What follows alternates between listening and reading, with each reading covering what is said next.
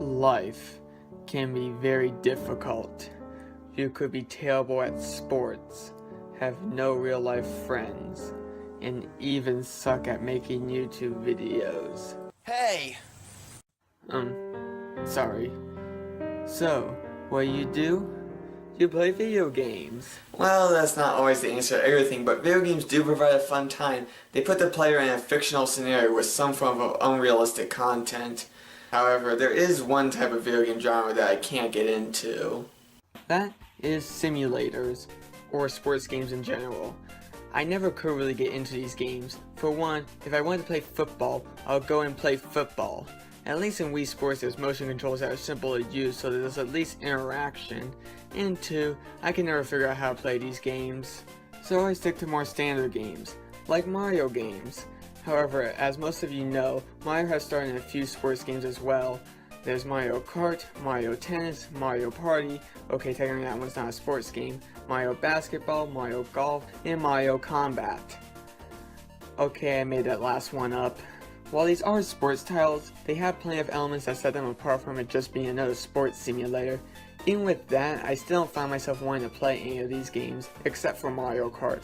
I'm just not into sports games to care, and when it comes to Mario Party, I don't find video games an excuse to tear someone's head off. However, I do own one Mario Tennis game, and that so happens to be the first Mario Tennis game on Nintendo's biggest failure, the Virtual Boy. You might have recalled in my last video that I wanted to do a video on the Virtual Boy. However, I decided not to since I only have 2 games for it, and the AVG and Gaming Store did videos on the system already. But I figured I could at least talk about one of the games I own.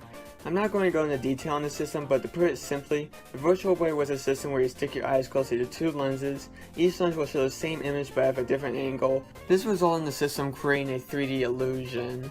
It sounds cool, but this resulted in the system having to be slammed with warnings about headaches, seizures, and eye strains. This didn't give the Virtual Boy a positive reputation.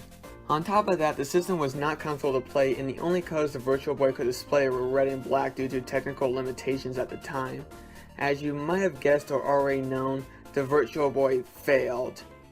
Hard. But back to Mario Tennis. Mario Tennis was bundled with every Virtual Boy. You enter the game and the game starts with Mario. Mario? What are you doing? No, wait, stop! Ah!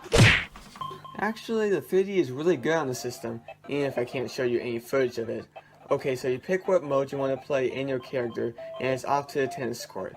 Now, Mario sports games are known for having power-ups, special moves, and complex gameplay. You can expect none of that here. Seriously, there's nothing special about this game. It's just tennis with Mario characters. You can replace every Mario character with generic tennis players and rename the game Virtual Boy Tennis Simulator, plus headaches. But that said, the rules are the same as a normal tennis game. The goal is to gain a set number of points before your opponent does. In order to gain a point, you need to have the tennis ball hit the floor twice on your opponent's side without landing in the outfield. Once you reach a set number of points, you win the match. The first to win 6 matches wins the game. Although you are more likely to turn off the game due to boredom or your eyes burning out before you finish a game. The controls are pretty simple. The A button is for a basic swing, and the B button is for a high swing. That's about it. As I already said, there are no power-ups or special abilities in this game.